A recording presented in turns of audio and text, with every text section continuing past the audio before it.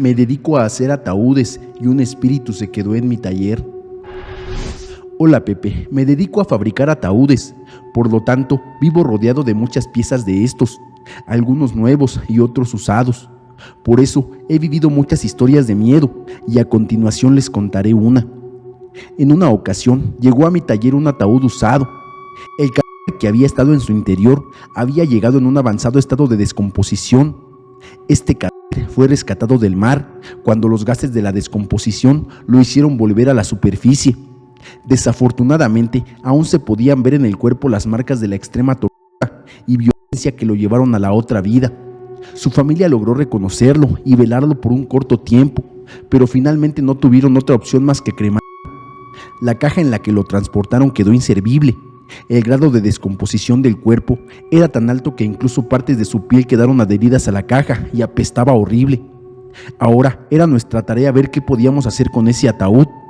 Cuando mi papá llegó al taller, abrió la caja y la puso al sol para ver si había la posibilidad de que el hedor se disipara.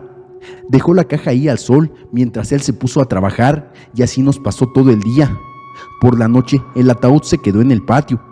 Nos estábamos preparando para dormir cuando unos llantos demasiado fuertes y claros interrumpieron el silencio de la noche. Eran unos llantos desgarradores. De inmediato salimos a ver si alguien necesitaba ayuda o qué estaba pasando, ya que a esas horas casi no había gente en las calles del pueblo. Para nuestra sorpresa, pudimos comprobar que los llantos venían del ataúd en medio del patio, el cual ahora estaba completamente cerrado. Acostumbrados a estos extraños sucesos relacionados con nuestro trabajo, decidimos volver a dormir y dejamos la caja sin hacer nada al respecto. Al día siguiente, la caja seguía en el patio y los perros de la casa comenzaron a ladrarle a esta. Sus ladridos eran preocupantes, como si trataran de ahuyentar a un animal o algo malo. A pesar de nuestros intentos por calmarlos, los perros no hacían caso y seguían gruñendo e intentando morder la caja. Fue en ese momento que mi papá les dijo: «Ya, dejen al muchacho, no les está haciendo nada». Recuerdo que en ese tiempo trabajaba con nosotros un viejito. Siempre se levantaba muy temprano, a las 6 de la mañana, para calentar su agua para bañarse. Casualmente, el ataúd estaba muy cerca de donde él juntaba su lumbre, y en una de tantas mañanas antes de que saliera el sol, entró el señor corriendo mientras gritaba visiblemente asustado: la caja se está moviendo, allá adentro hay algo y está golpeando como si quisiera salir», decía muy asustado.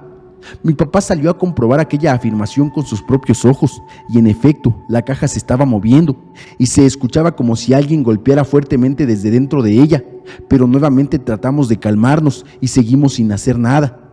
Lo más impactante de esta historia fue un día que vino un niño a jugar al taller, hijo de un señor que vino de visita.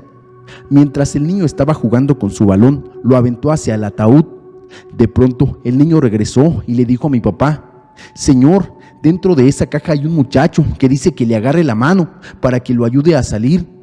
Todo el taller nos quedamos mudos de la impresión y mi papá, un hombre sabio de estos temas, con muchos años de experiencia en el mundo de la muerte, le dijo al niño: «Niño, fuiste el único con el que ese muchacho ha hablado. Tú eres el único que se puede comunicar con él. Dile que tiene que descansar, que su situación ya no tiene remedio y que nadie más puede ayudarlo». Pero en el fondo mi papá tenía otra preocupación. ¿Y si el fantasma se quería llevar a alguien más para no estar solo?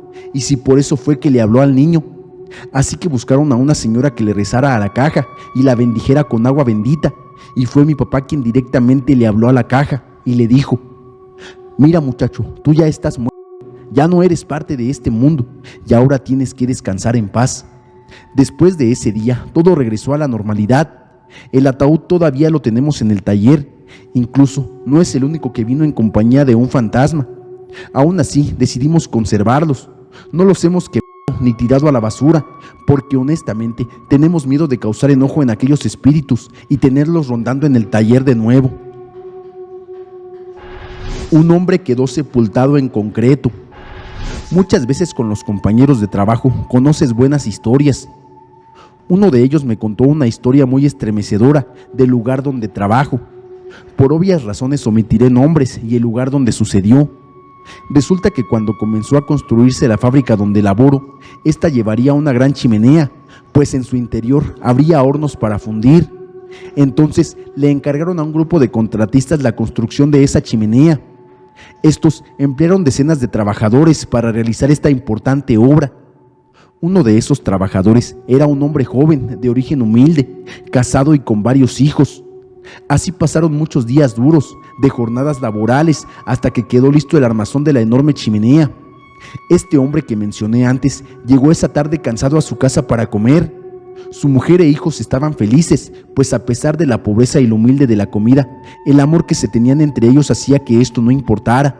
Se acostaron temprano, pues al otro día les esperaba una jornada muy pesada, ya que colocarían la enorme obra. Por fin el día siguiente llegó, se despidió de su mujer y no quiso despertar a los niños. Tomó su lunch y se fue. Cuando llegó el ingeniero de la obra, le dijo que se subiera hasta arriba para esparcir la mezcla de cemento, que echaría una enorme pluma para colar grandes construcciones. No tardó mucho y llegó hasta esa pluma con las grandes revolvedoras llenas de cemento y comenzaron a colar. Estaba demasiado atareado y tenía poca experiencia haciendo esa actividad. Tal vez por eso mismo tropezó. Lamentablemente, sus compañeros no se dieron cuenta de momento, sino hasta que la pluma dejó de echar cemento. Solo encontraron su pala tirada en el andamio. Resulta que había caído por el armazón y la mezcla lo arrastró hasta el fondo, encontrando una muerte aterradora. Todos quedaron estupefactos, pero tenían que tomar una decisión, y el ingeniero jefe de la obra tuvo que hacerse responsable. Esa misma tarde, la mujer e hijos esperaban ver entrar a su marido y padre por esa humilde puerta, pero no apareció. Solo escucharon que alguien tocó a su puerta. Apresuradamente la mujer abrió. Cabizbajo, el ingeniero le dio una triste noticia. «Mujer, tu marido no va a volver ya, pues cayó por la chimenea y quedó sepultado ahí. Aún está fresco el cemento y te daré dos opciones a elegir. Tumbo la chimenea, te entrego el cuerpo y pago la sepultura, pero no te doy nada. O lo dejamos donde está y te doy una buena indemnización». Ella, triste y con lágrimas en los ojos, solo volteó para ver a sus pequeños hijos. ¿Qué decisión tomaría? ¿Qué le diría al ingeniero? Solo les diré algo. Al otro día subieron con un sacerdote para que bendijera la construcción, y se dice que aún sigue sepultado ese hombre en ese lugar.